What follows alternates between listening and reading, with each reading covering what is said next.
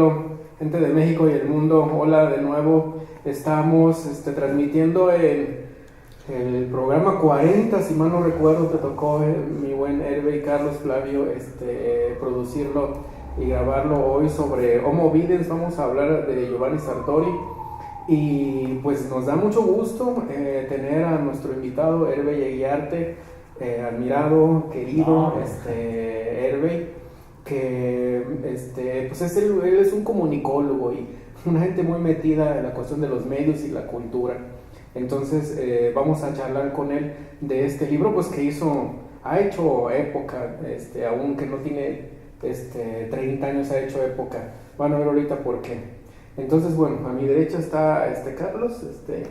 ¿Cómo estás, Carlos? Bien, Iván, aquí listo para hablar de este libro que al menos considero que nos da mucho material para hablar, es demasiado interesante y aunque como bien decíamos antes de comenzar, ya tiene sus años, su década, pero muchas de sus postulaciones de todo lo que nos propone sigue vigente y creo que será lo importante analizar también. Sí, que mejor que con él. Poca gente tiene los como elementos para hablar como tú, Hervé. Y bueno, Flavio, Aníbal, buenas tardes. Qué bueno que viniste, Carlos. Buenas tardes. Te agradecemos que hayas venido. Y pues bueno, como bien lo dices, Aníbal, Homo Videns de Giovanni Sartori es un texto que ya está marcando como una época, está definiendo una cultura, ¿verdad? Donde prevalece lo que yo llamo, por ejemplo, el imperialismo de lo visual sobre otros esquemas, otros modos, en donde, digamos, antes la cultura generaba como maneras, ¿no?, de relacionarnos. Y ahora al parecer como que la imagen viene a reemplazar toda una serie de dispositivos que en otros tiempos, pues bueno, nos permitían relacionarnos de otro modo, ¿no? Uh-huh. Creo que ya se cumplen 20 años, ¿no?, de la publicación de Homo Videns. Y bueno, a mí me gustaría, pues bueno, matizar que, bueno, ahora la cultura es más visual, ¿no? Sí, ciertamente con la revolución, o como dicen muchos, después de la tercera revolución industrial, me parece que todo este asunto de la electrónica y las máquinas, las computadoras sobre todo, pues bueno, vienen a revolucionar la cultura. En cierto sentido esto provoca que, bueno, con el internet, pues bueno, ahora se modifiquen muchas maneras y modos de comunicarnos, ¿no? Pues bueno, buenas tardes, amigos, pues empezamos, ¿no? Empezamos, Hervé. Oye, bueno, un primer asunto y la tesis que maneja Giovanni Sartori es que hay un cambio del Homo sapiens a lo que él llama el Homo Videns. Sí. ¿Tú estás de acuerdo? Y dinos qué te parece del libro. Bien, muchas gracias primero por la invitación. Es un gracias. La verdad son personas que yo respeto mucho, siempre en lo personal y en lo profesional. Sartori, pues justamente publicó esto en el 97 y es muy curioso que una obra en el 97 y cuando estaba estudiando la licenciatura, era un tema en Ciencias de la Comunicación. Justamente Sartori este libro nos impactaba, ya estamos hablando del 99, año 2000, o sea, un libro con 2-3 años ya se había permeado en otra época, no como ahora, que ahora de repente ya todo se vuelve mágico en un instante, y era muy interesante cómo se hablaba de una evolución, ¿no? Esta evolución, aunque Sartori es un poco crítico en esa parte, ¿no? Porque no lo plantea propiamente como una evolución, sino como un cambio, pero de la persona del Homo sapiens, o sea, el hombre que piensa, vamos a ponerlo así, y el hombre que ve, ¿no? Leía yo antes de venir una entrevista que le hicieron, porque una de las grandes críticas que hay al libro, seguramente para allá iremos, es que ha perdido cierta vigencia, no en la base, en la raíz. El libro nos habla de cosas muy, muy valiosas en la raíz, sobre todo en la parte de priorizar la imagen, sino cuando analizamos la fuerza de la imagen en este momento. Uh-huh. Y le preguntaban a Sartori y él decía que ahora ya no sería Homo Videns, sería Homo Cretinus o algo así. Cada vez un hombre más cretino, menos capaz de responder a eso. Y aquí, y eso es muy preocupante porque al menos Sartori nos hablaba en este libro de alguien que construye su manera de ser, su manera de identificar, su manera de relacionarse con la sociedad a partir de lo que ve en la pantalla. ¿no? Así es. Entonces, él habla mucho, a lo largo del texto, lo recuerdo muy bien, de la pantalla, ¿no? Y la pantalla, desde mi perspectiva, y como lo he comprendido siempre, es un cuadro. Entonces, la gran apuesta que hace Sartori, que creo que es algo que, y donde está la vigencia, es que no podemos partir únicamente de lo que se puede encerrar, pues, en un cuadro, ¿no? Porque la realidad es todo un espacio, no nada más lo que alcanzamos a ver o lo que la cámara empieza a tomar. Aquí mismo, ¿no? La gente no sabe, nuestros espectadores no saben qué está atrás, ¿no? ¿Quién? No saben que hay alguien atrás sentado y no lo han visto. Y a lo mejor yo estoy hablando allá y está acá. Entonces, esa es parte de cómo lo construye Sartori, y creo que eso es muy válido, porque le resta, no le resta, ¿cómo decirlo? Construye una visión de un ser que ahora, solo porque lo ve, lo puede juzgar, pero no se establece en la experiencia de la persona en comparación a todo lo que está presentando, y enaltece a la televisión como pues desgraciadamente este concepto muy tétrico del cuarto poder, ¿no? Este cuarto poder que marca cómo son las cosas. Y eso es parte de lo que el libro pues nos propone, y hace un análisis muy bien de la fuerza. Y para mí lo que siempre me ha preocupado y siempre se me ha hecho muy importante es cómo la televisión particularmente construye hasta ideologías políticas, ¿no? Construye posturas políticas a partir de todo, que es una mentira, porque todo lo que está en el cuadro tú lo puedes poner. O sea, tú puedes disponer todos los elementos que están ahí. En el cine tú pones la cámara y pones todo al servicio de la cámara, y puedes hacer creer que un espacio es otra cosa. Entonces, esta parte es como muy, muy interesante, o a mí se me hace que eso es la parte más valiosa desde cómo Sartori ve la vida, porque además él es politólogo, ¿no? Politólogo, no sé si la democracia, sobre todo. Sí. Y entonces, justamente, cuando se habla de la democratización de los medios, a mí me da algo de inquietud saber cómo podemos democratizar la televisión. Si la televisión no puede funcionar o no funciona tanto sin un patrocinador, ¿no? A mí me ha tocado enfrentarme, no puedo revelar quién, pero con noticias que no se han permitido salir porque no, es que esa le pega a tal gobierno y es nuestro principal patrocinador. Así es. Y entonces de verdad no puedo sacar esta noticia porque le pega a nuestro, pues así es la vida, ¿no? Y entonces, y vemos que al menos las televisoras principales o los medios principales, pues viven, por ejemplo, de un gobierno que al final de cuentas termina por sin quererlo o sin decirlo abiertamente, pues oye, es que yo soy el que pago las cuentas de todas estas personas. Y entonces, esa es la parte que a mí me cuesta más trabajo. Se democratizan los medios ahora con estos ejercicios que se me hacen muy valiosos, porque pues yo vine aquí por mi propio gusto, y tú también, y vine aquí, ¿no? Todos estamos compartiendo y hablando abiertamente, y esa parte sí, pero en el particular caso de la televisión no veo hacia dónde pueda ir, ¿no? A la vez, pero sería importante matizar, Erwin, que por favor en el libro, pues Giovanni Sartori, ciertamente al libro le da un tono de política, ¿no? O sea, eso es importante decirlo. Él analiza más bien como este asunto, como bien ya expones, el homo videns, ¿no? En una cultura donde la imagen viene a reemplazar a lo que en un momento dado era la escritura, ¿no? Que el homo sapiens pues practicó más la escritura como un recurso cognitivo para poder comprender más el mundo. Y bueno, la cultura que se gesta con la imagen es del homo videns, es más bien como cambiar, digamos, la escritura ahora por un recurso, y en donde cognitivamente también esto pues se juega de otro modo, ¿no? Y lo que en algún sentido Giovanni Sartori hace es como jugar esto en la política, ¿no? Yo creo que eso es importante.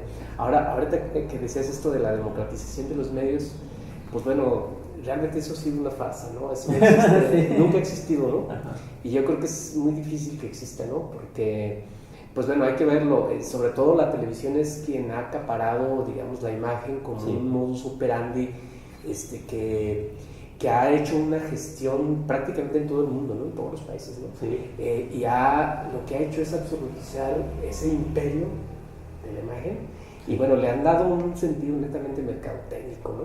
Totalmente. En la política, por ejemplo, bueno, aquí en México vemos que cuando es tiempo de elecciones, pues bueno, ellos generalmente, los políticos, llegan a la gente a través de las imágenes, ¿no? Sobre todo, ¿no? O sea, y aquí habría que decir que no únicamente las imágenes se reducen en la televisión, ¿no? O sea, la imagen es... Claro, es algo más que la televisión, pero la televisión, pues bueno, ahora las personas libre y voluntariamente optan por comprar una televisión, ¿no?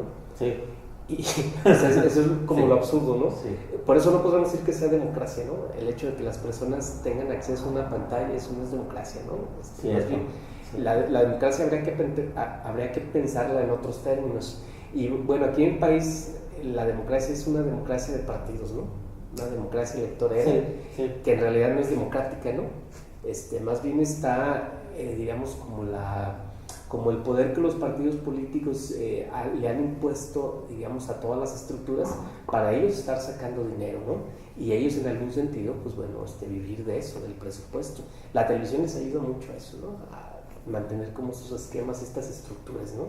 Ahora, mira, a mí me gustaría preguntarte, güey, como el tema de la videopolítica, ¿no? O sea, Sí, cómo se gesta y qué es lo que está atrás de eso, ¿no? Mira, es muy interesante cuando dentro de las virtudes del mejor candidato para un cargo se consideran valores como cómo se ve, ¿no? Cómo se ve físicamente a cuadro, ¿no? O sea, no la presencia, ¿no? Sino cómo se ve, qué imagen tiene, ¿no? Y a partir de eso construyen. Y eso a mí siempre me ha parecido, no sé, digo, ustedes seguramente podrán construir una opinión mucho mejor, qué tan importante es realmente, es decir, qué tan cualidad es este hecho de que esta persona. Y entonces cuando te toca hacer algo para el político, o sea, cuando te contrata algún político para una cuestión de un video, por ejemplo, que sí me ha tocado hacerlo, y no me avergüenza porque quedan bonitos, se ven bonitos y te pagas. Haces milagros. Trato de hacer milagros con personas que no tienen cualidades, en muchos casos, ¿no? Pero sí hay una parte de una preparación y de tratar de hacer. ¿No se acuerdan? Fue en el año 90 cuando sucede esta parte de que Zedillo es candidato, pues debe ser 93, debería, ¿no? Sí, 93, que Zedillo termina por ser el candidato. 94, ya estaba en la insurrección zapatista. Cierto, sí. Después de la Colosio. Sí, marzo 94. Afuera del supermercado te regalaban un video de Zedillo, un VHS. Regalaban los VHS de Zedillo. ¿Quién es? Conócelo, ¿no? Y veías en eso la imagen de este candidato en bicicleta, jugando con sus hijos, ¿no? Vendiéndote esta parte donde, mira, vamos a ver la vida de este individuo y es como tú y es como todos, ¿no? Entonces, evidentemente, en la parte de la biopolítica, para no salirme mucho del tema, se construye una de las grandes mentiras, ¿no? Una de las grandes, ¿cómo decirlo? De las grandes farsas, pues, ¿no? Tienes que hacerlo ver que es gente, tienes que hacerlo ver que es intelectual, tienes que sí, que luego hay unos que les quieren ayudar y no les ayudan, ¿no? Sale peor, pero evidentemente sí, claro que tiene que ver mucho con esta parte y tiene que ser hasta una de las cualidades del político moderno, desenvolverse frente al cuadro. Y eso si lo vemos, pues es claro que tiene un poder especial, ¿no? El ver cómo está y qué tanto funciona, ¿no? He escuchado de esto ahora que estamos nosotros en este periodo de elecciones, no, pues es que se ve mal, no se ve tan bien, ¿no? Casi no sabe hablar. Muchas cualidades que le damos a hechos que no sé qué tanto estén relacionados con la parte práctica de la administración de un gobierno, ¿no? Más allá de una capacidad de oratoria o todo esto, ¿no? Sino cualidades con respecto específicamente al video. Y creo que esa parte es interesante, ¿no? Y luego, por ejemplo, estas cualidades, o sea, generalmente cuando se construye un video para un candidato, por ejemplo, o sea, se resalta generalmente las cualidades que lo harían como una persona inteligente o honesta, ¿no? Sí, y cercano a la gente. Eso es muy importante, sí. Pero lo ratero, lo mañoso, claro, lo corrupto, lo asesino, lo criminal, todo eso, o sea, generalmente como que se... Y es muy curioso porque eligen al tipo de personas con las que va a socializar, ¿me explico? O sea, va a ir al mercado y se va a encontrar a cierto perfil de persona que va al mercado desde su comprensión de las personas que van al mercado. O sea, no podría estar otra figura ajena de otra clase social dentro del mercado, no, tiene que ser la señora con un mandil, con un, ¿sí? que a veces que sí está ahí, pero no es una cuestión puesta, o provocada, pues no real, ¿no? Sino que tiene que saber a quién va a saludar y cómo y qué, ¿no? Al servicio. Exactamente. Pues es un diseño. Sí, es un diseño, sí. Y es una ideología también, ¿no? Sí, cómo claro. Se está construyendo una ideología muy bien gestada desde como el manejo de las imágenes, ¿no? Y ahora ya es lo menos que esperaría de esa persona. O sea, si la persona, el candidato no tiene la posibilidad de tener hasta su propia personalidad, sino que gracias a las imágenes lo menos que esperas es que sea gente, o sea, que llegue y salude a todos. O sea, no podría ser alguien que decidió, no, yo soy amable y todo, pero yo no llego y saludo a todos, ¿no? O sea, yo llego directamente a trabajar. No, tú tienes que llegar y saludar a todos, ¿no? De acuerdo, porque eso es lo que hacen. Y lo que dice Sartori es, desde niños nos han vendido estas estructuras donde nosotros entendemos cómo se tiene que mover o cómo se tienen que hacer las cosas. Y nunca nos cuestionan lo que se saldría de esta norma. Creo yo que por ahí va. Sí, luego cuando la gente va, por ejemplo, a un órgano de Estado, al municipio, por ejemplo, a hacer un trámite administrativo y ve que los políticos en realidad no son así, ¿no? Sí. Claro. Sí. La gente termina decepcionada, ¿no? Sí. Imagen. Y es curioso cómo después te pasan otra vez las imágenes. Y bueno, esa ficción la gente la cree, ¿no? Sí. O sea, no se sale como de esa estructura. No, exactamente. Y en los momentos en donde se contactan así en físico, ¿verdad? Sí. Con los políticos, pues no son así, ¿no? Porque en las imágenes, ¿no? Vemos al político que está anunciando su nueva obra en el spot y vemos a todos formados felices, ¿no? Sí. Y están formados para un trámite y están felices. Bueno, pues justamente es parte de lo que te venden, ¿no? Eso no es la estructura de la supremacía de la imagen, como le llaman. Así es. Bueno, o al menos reduciendo un poquito lo que sería la tesis principal del libro, vemos que Sartori trata de describirnos la caverna de Platón en tiempos modernos, lo que vendría a representar estas imágenes, el fuego, pero él como bien mencionó, esta época moderna, época industrializada y un poco a inicios de la era digital, también como en alguno de los capítulos también nos plantea esto de la era digital. Y pues al menos a mí se me hace importante que en casi toda la obra resalta mucho, bueno, como bien mencionamos, esto de la educación, que antes, bueno, no sé, o como lo habíamos comentado ya, o como se había comentado ya en alguna parte de esta plática, que anteriormente sí se le llamaba, la escritura era por un fin cognitivo, era para desarrollar habilidades que ya se están perdiendo, y él a lo largo de la obra resalta mucho cómo se ha perdido toda esta habilidad cognitiva. Y en lo personal, y hablo desde mi experiencia, yo fui un niño criado con televisión, puedo incluso hacer un análisis propio, interno de mis capacidades cognitivas, y al menos sí puedo ver a personas, no sé, si me pongo a ver a personas de, no sé, años 70, incluso profesores que yo llegué a tener, o profesores que voy a tener, personas mayores que yo, o representantes de la época 70, por ahí, 80, yo he notado que ellos, o a la vez el lenguaje es un poco diferente, ellos captan ideas más frescas, tienen capacidad de mental un poco más ágil que yo. No quiero decir, o no me quiero limitar, que yo no puedo desarrollarlas, o que yo estoy limitado, pero en sí veo como este periodo temprano de mi desarrollo, que el cual fue mucho con televisión y vaya, yo entiendo mucho las limitaciones también de mis papás y a veces también control de que ellos sufren y fueron, vaya, partícipes de cómo se genera todo este proceso también.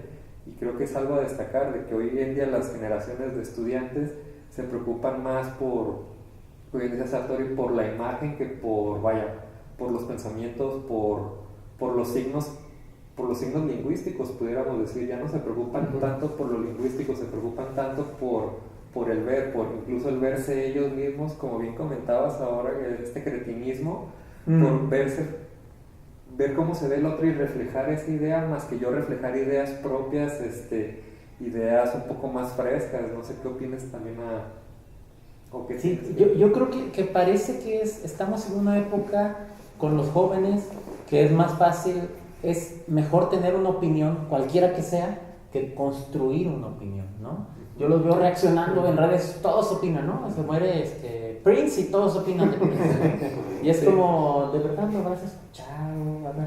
¿No? La música de él te hizo sentir algo en algún momento, ¿no? O sea, ¿por qué lo amabas? Pues si ayer, no, tienes 15 años, o sea, 17 años, nunca había.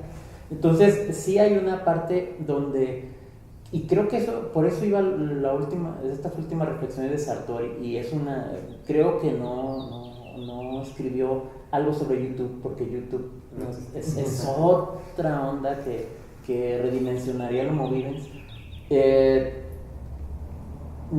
Sí, yo también, mi madre en algún momento pues utilizó la nana tele, ¿no? O sea, prende la tele y ahí tú te estás y ves una cosa tras otra, ¿no? Lo que platicábamos el otro día, brevemente, ¿no? Que él me decía, yo puse algo de Paco Stanley y Aníbal dijo, ¿qué onda? Yo te respeto, y le dije, pero es que para mí ese individuo me hacía muy feliz a la hora de la comida. Evidentemente uno trata de evolucionar, construyes, y claro que ves hacia atrás y dices, pues sí, la verdad es que se la pasaba ofendiendo a la gente y era súper misógino su cotorreo, etcétera, ¿no? Pero hay una construcción, pero sí había herramientas para hacer esa construcción. Sí. Los chavos hoy, y qué lástima que los tengan que englobar como esa parte, no hay una construcción de un sentido, de un significado, no hay una construcción de algo, pareciera una repetición, ¿no? Me dijeron que era importante, entonces tengo que decir que era importante, ¿no? Y si no tengo datos, googleo 2 o 3 cosas y lo lanzo, sin ni siquiera preparar realmente algo. Y creo que eso era lo que Sartori decía, ¿no? Ahora la palabra ha sido sustituida por la imagen, ¿no? Entonces, pero no le quitaba, pero sí le iba quitando a la imagen la parte de la experiencia. O sea, nos quedábamos con la imagen que veíamos ahí. Pero ahora eso es muchísimo mayor. Ahora la experiencia es esto, ¿no? Entonces, esta experiencia es aún peor que lo movimos, ¿no? Que lo que expone Sartori. Esto que vivimos ahora es aún peor. Por eso yo creo que sí, en algún momento no será eterno, porque una de las críticas que se le hacían a Sartori, yo lo recuerdo muy bien porque era como una plática muy, muy constante, era que Sartori no consideraba la experiencia de la persona fuera de él, ¿no? O sea, como que solo se quedó con lo que vio en la pantalla. Sí, pero también tiene una vida fuera de eso. O sea, sí va a la escuela, sí le pasan cosas, sí interactúa con otras, ¿no? Por eso era muy curioso que si digo algo muy loco en mi exposición, pónganme en paz. No sucedían casos de masacres en las escuelas, en las preparatorias en México, ¿no? Como estaban sucediendo en Estados Unidos. O sea, la masacre en Columbine, aquí en México nadie la hacía. ¿Por qué? Porque había algo afuera. También te iba a decir, ¿por qué haces eso? No lo hagas. Y el año pasado sucede, ¿no? Fue en enero de este año, enero de este año, ¿no? Y sucede en Monterrey, un chavito de 15 años que consigue la pistola tal cual, repito, algo que vio, ¿no? Entonces, sí había una parte de interacción entre las personas. O sea, sí había una parte donde tenías que apagarle para hacer otra cosa, ¿no? Hasta la propia interacción con otros seres, con otras personas. Y ahora sí puedes prescindir de eso. No sé, ustedes que también se enfrentan a los jóvenes como yo en el aula, vemos jóvenes más torpes para la interacción cotidiana, ¿no? Que es más torpes en su manera de relacionarse con otros jóvenes, en lo real. Acá en línea no, mejor que uno, ¿no? En muchos casos. Pero entre ellos son un poco más torpes para saber cuándo saludar, cuándo no, cuándo, no sé, un poco más torpes en la interacción. No sé si es complicado que ver el fenómeno, ¿no? Sí. Yo sí noto así como una evolución, más bien una involución cognitiva, ¿no? Sí. De ese teleniño que nos habla Giovanni Sartori, pues bueno, habría que complejizarlo, ¿no? Y cognitivamente se va como así, ¿no? La cognición cada vez está como más reducida, porque bueno, ciertamente la imagen es muy compleja. Sí, creo yo que no habría que demeritar la imagen en su totalidad, ¿no? O sea, creo que la imagen como un recurso, me parece que, bueno, sí tiene una didáctica y una lógica específica que, bueno, se puede como explotar, ¿no? Sí. Esa involución, como tú dices, ahora a cortarle como experiencia y a reducirlo como y no todos los dedos, ¿no? Sí, cierto, sí, de hecho, sí. Porque en su momento, por ejemplo, los que antes escribíamos con máquina, eso también como que te permite que tú, digamos, o sea, cognitivamente, incluso cerebralmente, ¿no? Tengas como otras habilidades, ¿no? Al usar todos los dedos, pero ahora con los dispositivos es nada más reducirlo como a los 2 dedos, ¿no? Incluso los otros dedos no, ¿verdad? Y eso sí, ciertamente sí se ve reflejado como en las habilidades que tú como que vas desarrollando, ¿no? Ahora, de ese teleniño, o el videoniño, ¿verdad? Sí, de ese videoniño, sí. Después estarían como, pues no sé cómo decirles, o no sé si alguien ya ha teorizado a estos jóvenes que utilizan estos 2 dedos, ¿no? Pero sí cognitivamente, sí como que hay como que la experiencia se va cortando cada vez más, ¿no? Y es cada vez más adentro, ¿no? Sí. Como que nos preocupaba el hecho de, pero ¿cómo te vas a quedar ahí viendo nada más? Y ahora es hasta más cercano, ¿no? Menos, no sé, esa parte creo que tendría que ser un análisis importante. Sí, mira, hay un filósofo, Peter Sloterdijk, tiene una trilogía muy interesante de libros, Esfera se llama. Él habla, por ejemplo, de estos individuos encapsulados, ¿no? A mí, por ejemplo, a veces me ha tocado ir en los camiones, no sé si a ustedes les ha tocado, pero pues ahí, no sé si les ha tocado ver a estas personas que van con sus audífonos, ¿verdad? Y viendo películas en su dispositivo o escuchando música y totalmente encapsulados, ¿no? Ellos en su cápsula, ¿no? Y yo a veces me he visto la necesidad de, o sea, como me tengo que bajar y pues, o sea, ya no, incluso ya la vista como que se reduce, ¿no? O sea, ya no ven, o sea, están como absortos, ¿sí? Y yo he visto la necesidad así de tocarlos, ¿sí? Y así que, y aún así, en la lógica del camión, pues bueno, todo el mundo se avienta, ¿no? Sí. Yo los he tocado así y ellos, no, pues seguramente me están aventando, ¿no? Y así, casi, ¿no? Para que te vean. Y ya yo, ya volteó y yo le dije, sí, ¿no? O sea, quiero pasar, ¿no? Y, es decir, totalmente encapsulados, ¿no? El problema aquí es, no solamente es como cortar la experiencia a la vida, ¿no? Sino es como someterte también como una lógica de imágenes que, bueno, son las imágenes que en algún sentido tú decides o otros decidieron por ti como que imponerte para que tú de esa manera estés como construyendo una supuesta realidad, ¿no? Aquí la pregunta es, ¿qué realidad, no? De todas esas imágenes que te llegan, ¿cuáles son las imágenes que tú, digamos, como que discriminas para construir tu realidad, ¿no?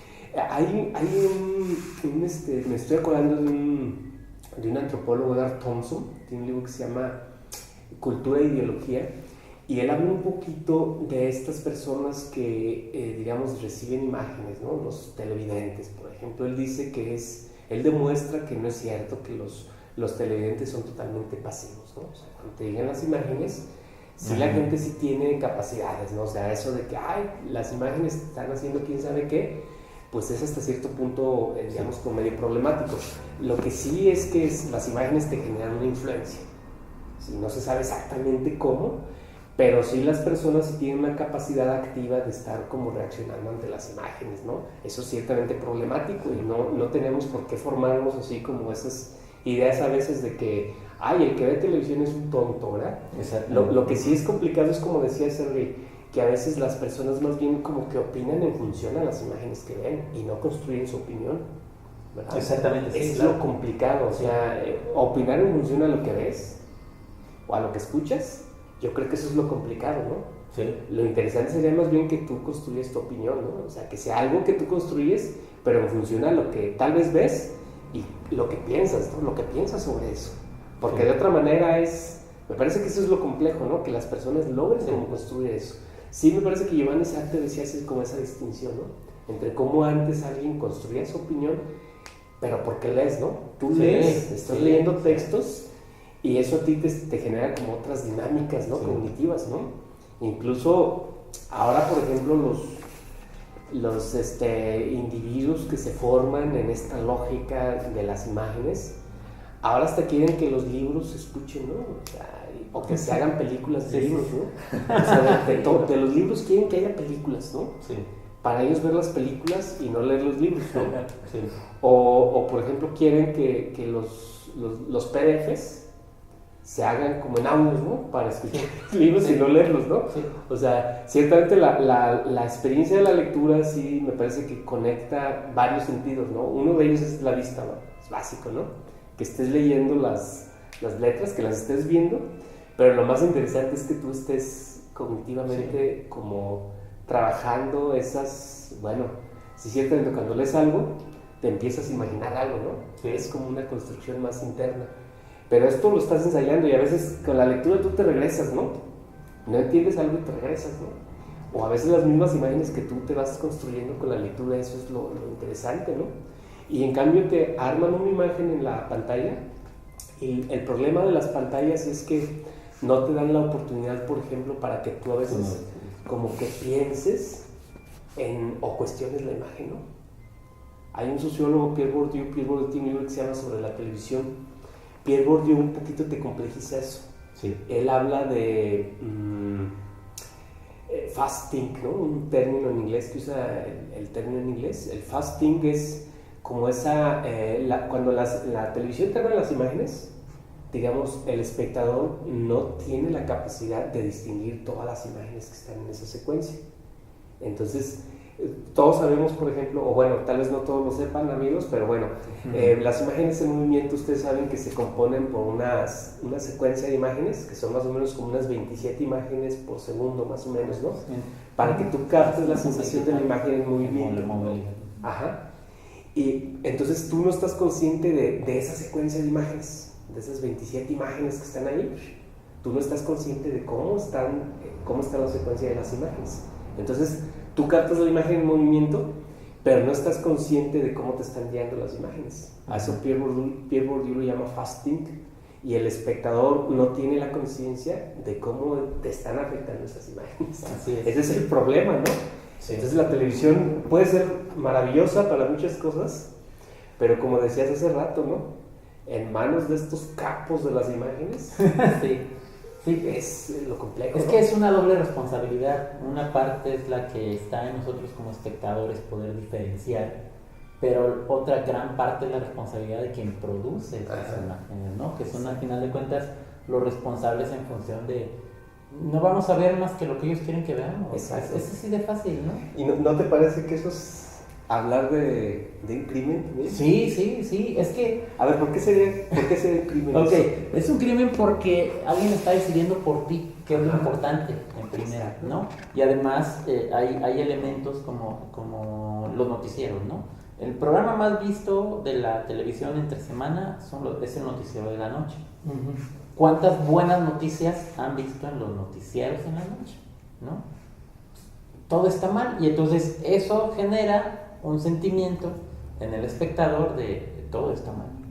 ¿Sí? Uh-huh. Es que todo está mal, todo es inseguro, todo, ¿no? Y así como lo usan para tenerte en este estado alerta, pues justamente es en el sentido de ya llegó aquel que nos va a salvar, o ya llegó aquel que sí hace las cosas bien o no. Entonces es jugar con las emociones a partir de lo que estamos viendo en la imagen. Por eso para mí es un crimen en términos prácticos, porque te están diciendo qué es lo importante y qué no a partir de lo que se está viendo, qué es lo que ellos dicen que tienes que ver. suena un poco raro, pero sí, la verdad es que, ¿por qué te dicen que es importante ahora que agarraron a un narcotraficante, ¿no? ¿Por qué? ¿Por qué es importante? Porque ellos lo dicen, ¿no? Porque ellos lo dicen, ¿no? Porque sí, pues que no es su trabajo o que esa persona no debió llegar a tal parte. Porque entonces hay muchas, pero hay también dobles mensajes. Porque por una parte es agarraron al narcotraficante y por otra parte en la novela el narcotraficante es el protagonista, ¿no? Y es el galán y es el guapo. Entonces también te venden unas realidades muy, muy dispares dentro de la misma emisión. Sí, claro, y además al mediodía hay un programa de chismes, ¿no? Donde las noticias no son noticias y pasas una hora ahí viendo algo que ni siquiera tiene un sustento basado en hechos reales, pero es de entretenimiento, ¿no? La llamada prensa rosa, que ni es prensa ni es rosa, sí. ¿no? Vive de noticias como Yuridia podría estar embarazada. Pues sí, porque siempre, ¿no? Excepto que esté muerta. Sí, exactamente. Entonces, esa no es noticia y luego la construyen así. El primer día vamos a decir que podría estar embarazada, segundo día la vamos a perseguir por todas partes, tercer día va a decir que no está embarazada. ¿Sí? Y entonces arman su mesa de la información y ninguna de esas noticias era noticia. Sí, eso que dices es muy importante, y que yo lo quiero retomar respecto del libro, que dice Sartori que aún una televisión, cuando tenga programas supuestamente de análisis, la información no está jugando, no está dando un sujeto crítico.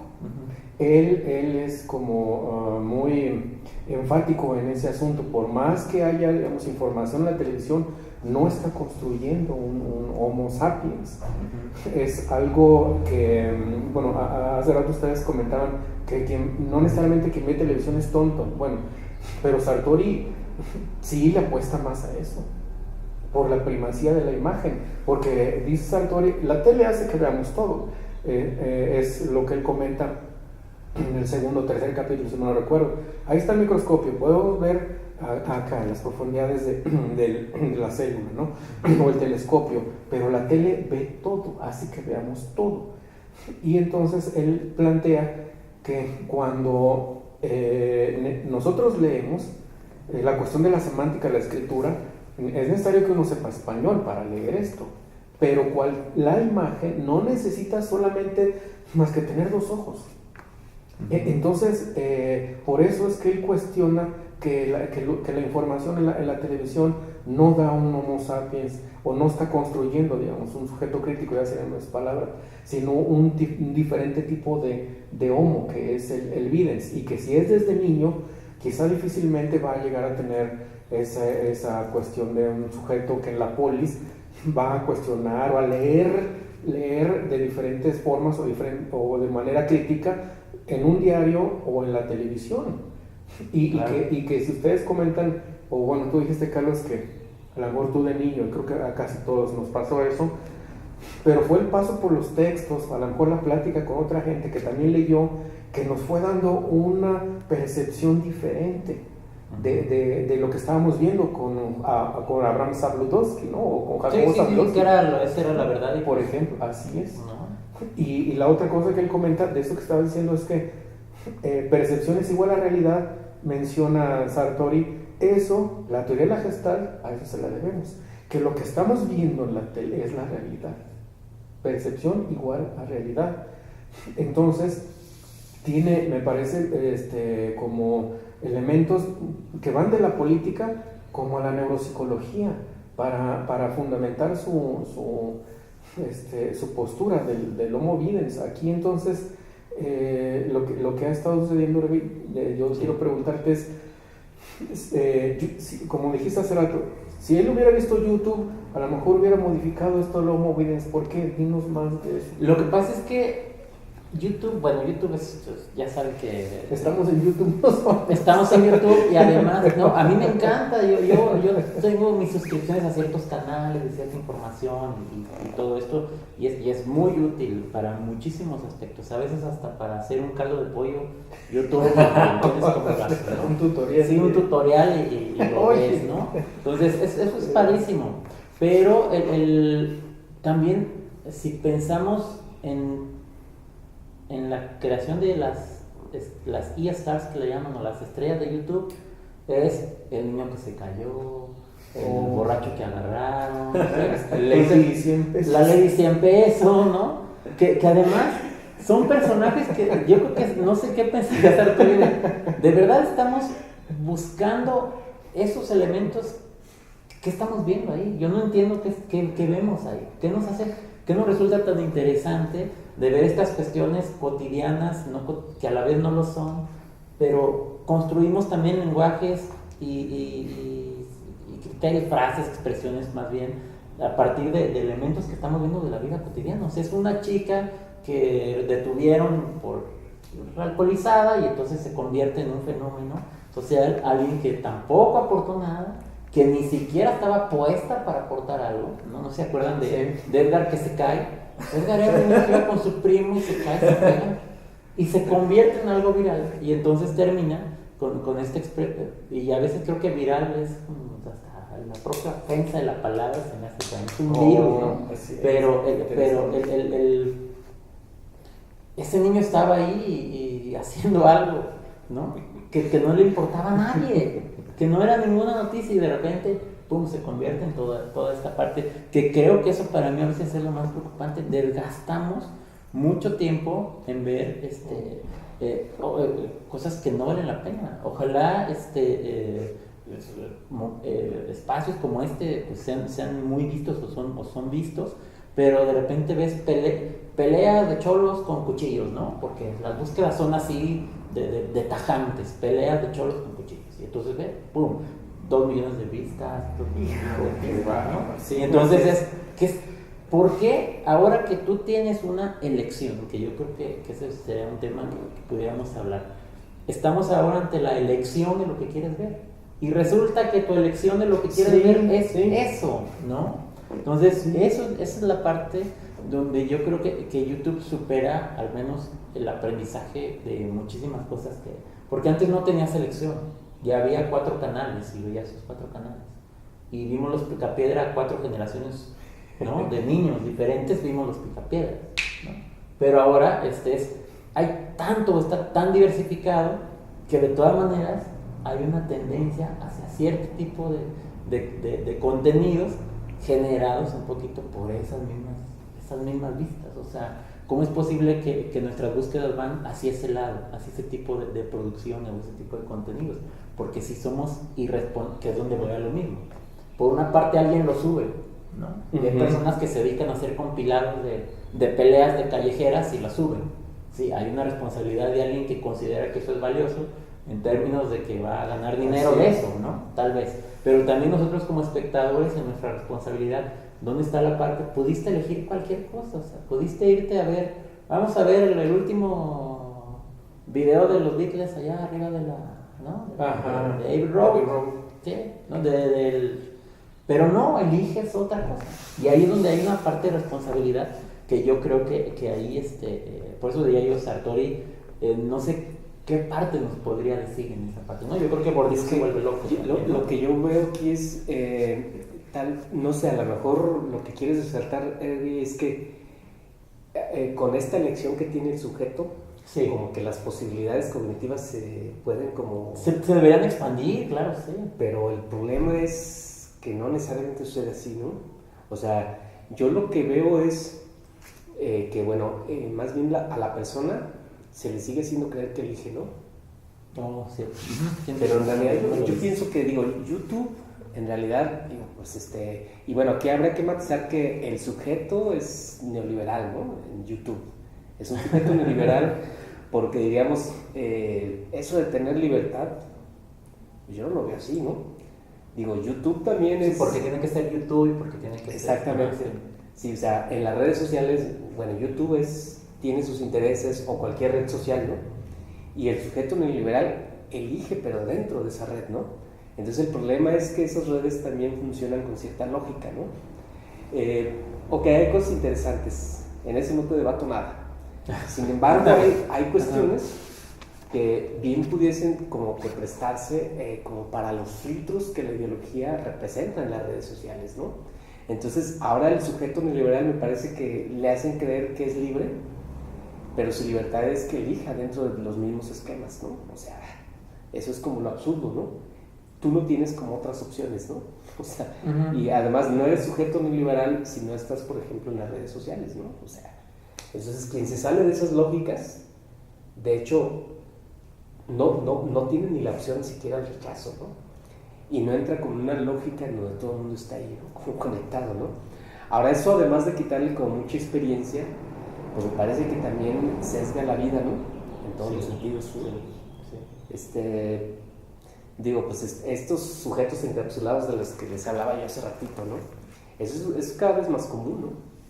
Incluso hasta en espacios donde supone que la convivencia sería como el criterio para estar como definiendo las relaciones entre los individuos, pues esas situaciones son cada vez más comunes, ¿no? Incluso hasta en la familia, ¿no? A veces nos lo representan por ahí en un programa de televisión en donde los hijos están ahí con sus aparatos y es la hora de la comida y al papá nadie lo pela, ¿no? La mamá, ¿no? Entonces, precisamente el sujeto neoliberal como que se ha radicalizado mucho en ese sentido, ¿no? Y en la intimidad, pues es una intimidad que tiende ya como a extinguirse, ¿no? Por la manera en que las redes sociales vienen como a modificar todas esas estructuras, ¿no? Bueno, y a la vez, bueno, ahorita que andamos en este tema de YouTube, recordar de que ya, o al menos tienes tus capas de complejidad la red social, y puedes llamarla así, porque, o al menos es una red que monetiza.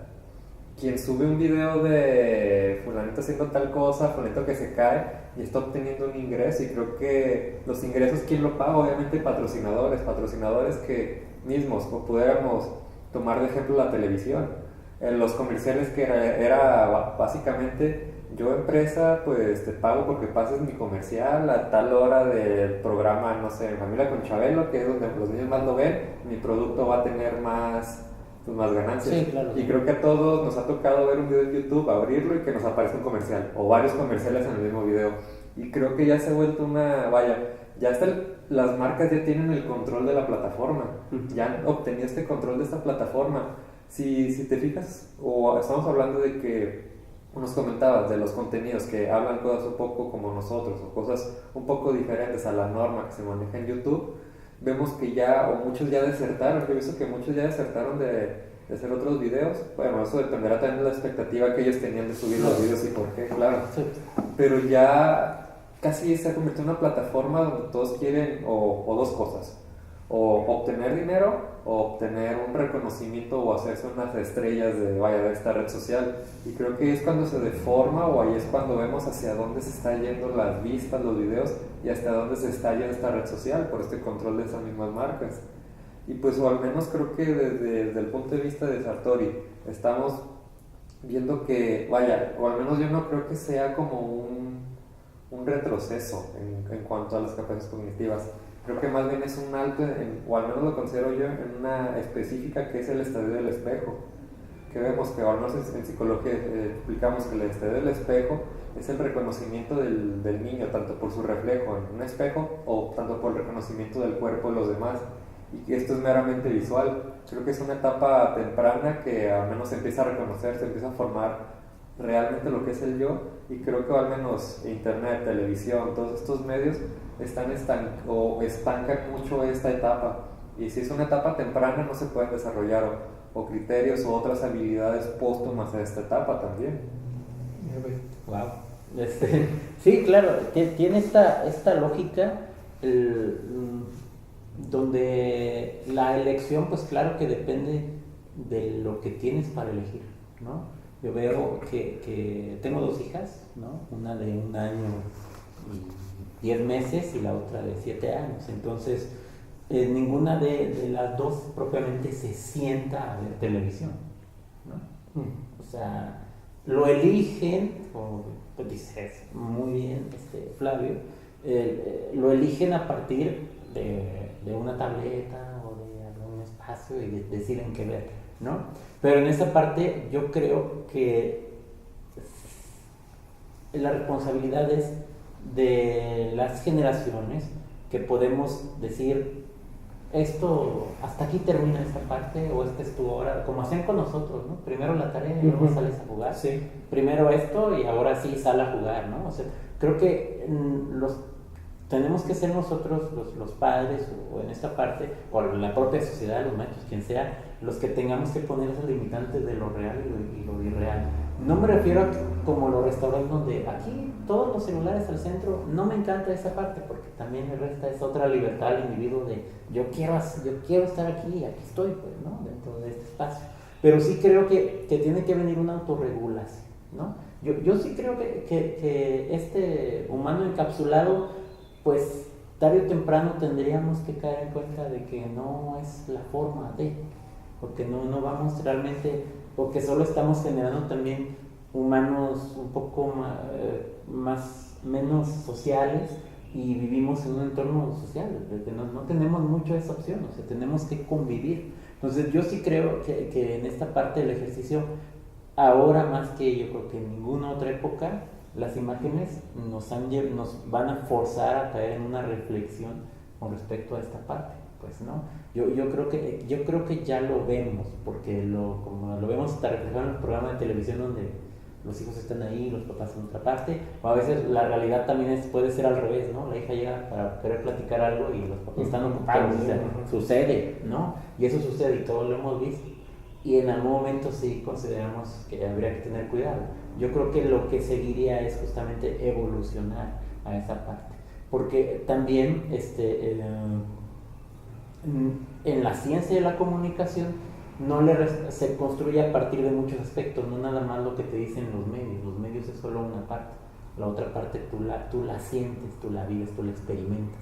Entonces, no podemos limitar la parte de la experimentación, y esa los seres humanos pues tendrán que hacerlo, ¿no? Y nos han hablado de eso durante mucho tiempo en muchas publicaciones, novelas de ciencia ficción y demás, y creo que ahora la experiencia es que estamos cerca de verlo, de vivir, ¿no? Aquí Sartori tiene algo que escribió muy ad hoc de lo que estamos platicando déjenme ver, en este capítulo, Internet y cibernavegación. Él dice que la televisión, la gente que se sienta solamente es eso, se sienta a verla y ya. Y que en el ordenador, así le llamó él, la gente tenía que estar así como un poco más, por así decirlo, activa, ¿no?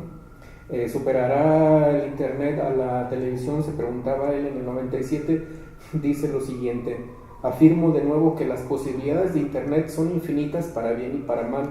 Son y serán positivas cuando el usuario utilice el instrumento para adquirir información y conocimientos, es decir, cuando se mueva por genuinos intereses intelectuales, por el deseo de saber y de entender. Pero la mayoría de los usuarios de Internet no es, y preveo que no será, de esta clase. Híjole. La paideia del video hará pasar a Internet a analfabetos culturales que rápidamente olvidarán lo poco que aprendieron en la escuela, y por tanto analfabetos culturales que matarán su tiempo libre en Internet en compañía de almas gemelas, deportivas, eróticas o de pequeños hobbies. No sé. No, pues no leyó, no vio antes. Sí, es que tal vez era una... No leyó, perdón. No sé si era un proceso natural a partir de la exposición que le hace la persona, ¿no? Porque sí, eso iba a pasar si la televisión mutaba o la producción de la televisión mutaba al Internet, pues eso era algo que se veía venir, y pues sí, totalmente creo que está hablando del 2017, ¿no? Sí, bueno, vamos viendo el final y para ir cerrando. Okay. Aunque hay una pregunta de Adrián Palac, pero ahorita la leo. Dice Adrián Palac: con esta era digital, ¿el hombre está retrocediendo en cuanto a lo simbólico y desplazando el pensamiento? Hervey, aunque ya hablamos un poco, pero ¿quieres comentar más? Híjole, es que ¿cómo construye la segunda parte de la pregunta? Es que sí, que él habla de... Con esta era digital, ¿el hombre está retrocediendo en cuanto a lo simbólico, desplazando el pensamiento? Cuando hablamos de que la imagen sustituye a la palabra, creo que sí, no sé, cuando tú lees y escribes, como nos decía Flavio, pues evidentemente hay una reflexión sobre la palabra. Aquí esto ya viene traducido, ¿no? Ya viene armado y hecho. Entonces, como ya viene procesado, pues nada más es como un jarabito que tú tómatelo, ¿no? Interprétalo. Entonces, yo creo que sí. Lo que yo creo es que también llega un punto donde creo que no podría avanzar más, porque el ser humano necesita, no sé ustedes, pero yo sí necesito esa experiencia, a veces tirar el teléfono y estar haciendo otra cosa, ¿no? Creo que también en nuestra naturaleza está esa parte, ¿no? De sentir, de vivir, de estar en un momento. Y yo veo eso en muchas personas, ¿no? Mientras la computadora no dé el primer beso, yo creo que hay muchas experiencias que todavía le corresponden a las personas, ¿no? Y otras tantas cosas más. Muy bien. Flavio, para ir cerrando, y algo más quieres comentar, y la última parte del libro que no la digamos tocamos mucho. Pues, híjoles, esa cita que haces de Joan Sartre me parece que viene ad hoc, ¿no? Sí. Me parece que con esa visión que él tenía más en el contexto de la política nos describe perfectamente. Yo rescataría un poquito como el sentido que Joan Sartre le hace al libro de Homo Videns en el tono de la política, ¿no? Creo que esto lo han usado mucho, pues bueno, en todos los contextos, pero yo creo que los más beneficiados han sido los políticos, ¿no? O sea, los políticos han sabido desarrollar como toda una gestión y en donde la imagen es precisamente política, ¿no? Aquí yo me atrevería a decir que toda imagen es política, ¿no? De hecho, toda la vida es política, ¿no? Sí, claro. Más bien la duda sería qué no es política, ¿no? ¿Qué imagen no es política, ¿no? Y bueno, los políticos, me parece que desde esa perspectiva ellos han sabido como diseñar todo un esquema dentro de la sociedad para utilizarlo en favor de sus intereses, ¿no? Y eso lo que ha venido a gestar es prácticamente un control, ¿no? de la vida humana en todos los sentidos, ¿no? Y más sobre todo en términos de lo que la economía viene a representar, ¿no? Con el uso de la imagen, ¿no? Pienso rápidamente, como si ustedes ven por ejemplo la televisión, pues todos los comerciales, ¿no? O sea, si no tienen un sentido político, entonces digan ustedes qué sentido tienen, ¿no? Y lo político conduce a lo económico y a otros esquemas de la vida, ¿no? Pero sobre todo tienen ese uso, ¿no? De hacer que el sujeto se desinterese por los problemas que lo rodean en su comunidad o para consumir, ¿no? Para consumir en una sociedad donde el consumismo exacerbado es como la norma, ¿no? Y lo que define a los sujetos, ¿no? Entonces, la imagen es política en sí, ¿no? O sea, no se puede salir como de esa lógica, ¿no? Y como las consecuencias que esto tiene para la sociedad del consumo exacerbado es pues sujetos acríticos, sujetos pasivos, sujetos desinteresados, sujetos egoístas, sujetos que están sujetos a la imagen, ¿no? Sujetos que ya abandonaron como las cualidades cognitivas que nos diferenciaron en otras generaciones y en donde antes, digamos, se pensaba y se tenían criterios, ¿no? Ahora la imagen lo que hace es precisamente como aniquilar el criterio que un sujeto puede tener para la vida, ¿no? En fin. A ver, Carlos. A mí me gustaría cerrar también resaltando, o al menos creo que el libro, vaya, la única actualización que yo le haría sería esta en la era digital. Sería lo único que, o al menos, no quise decir hacerlo más vigente, sino más actual.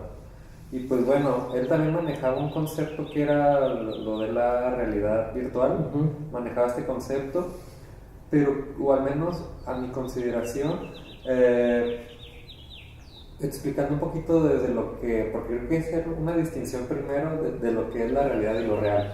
Obviamente la realidad, cada quien tiene nuestra realidad, tú tienes tu realidad, a lo mejor tú ves el mundo de una manera muy diferente, con otros colores, matices, olores, como sea, yo lo veo diferente, cada quien lo ve diferente, y pues bueno, explicar qué es lo real, pues está fuera del lenguaje, está fuera de todo simbolismo que yo considero que cada quien pudiera decir, o al menos creo que la gente está yendo cada vez más en esta virtualidad, en esta realidad, en estas imágenes, en este condicionamiento por lo visual, vaya. Y a mi consideración, vaya, creo que también como lo menciona, y yo lo digo un poco en mis palabras, la gente ya no sale al mundo, ya no quiere experimentar el mundo, ya está muy cómodo ahí viendo sus videos, viendo el mundo de los demás, o a veces ni siquiera es un mundo real, es un mundo creado simulando ser real para yo captar que ese mundo es real. Y creo que al menos, vaya, si la enseñanza que nos deja este libro es que hay que meter más el cuerpo, hay que salir a la realidad.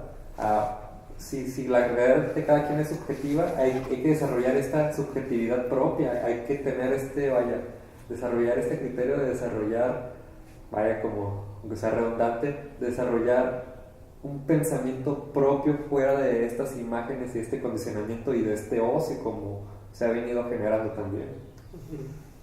Bueno, mira, pregunta Edgar Lozano, dice, muy buen libro, ¿qué diferencia podemos pensar en lo propuesto en Homo Videns y en la actualidad? ¿Cómo impacta el supuesto control que tenemos de los medios actuales? El supuesto control que tenemos de los medios actuales, ¿qué nos dices? Bueno, ya lo platicamos, pues evidentemente los medios actuales parten mucho de la imagen, la verdad, todas las plataformas son imagen, y creo que tenemos que ser más pensantes, analíticos y críticos de esta parte, ¿no? Muy bien. Mira, bueno, yo me despido primero leyendo el final de Giovanni Sartori, que es apasionante y muchas cosas. Dice, dice que estamos en una nueva época extraordinaria. No ordinaria por dos cosas. Primero, porque como estaba diciendo, es una época riquísima de hechiceros y charlatanes. El pensamiento ilustrado les había hecho perder mucho crédito y así durante más de 2 siglos la cultura occidental los había marginado, ¿no? Y luego más adelante dice, en este mundo ya todo es neo, trans, post. El novismo, acuñación mía, y el de Bellos Dims, o sea, el más allá, la acuñación de Daniel Bell, vuelven locos hoy día. Si no superas, si no adelantas o saltas la valla, no existes. Arriesgándome a no existir, yo prefiero resistir. Sí. Entonces, bueno, yo, Eloy, me despido con el gran gusto de escucharte, de dialogar, de tener aquí una charla sin imágenes o nuestras imágenes de nuestros cuerpos, pero sobre todo de hablarnos, ¿no? De apalabrarnos de algo tan importante como esto. El tránsito del Homo sapiens al Homo videns sí lo veo.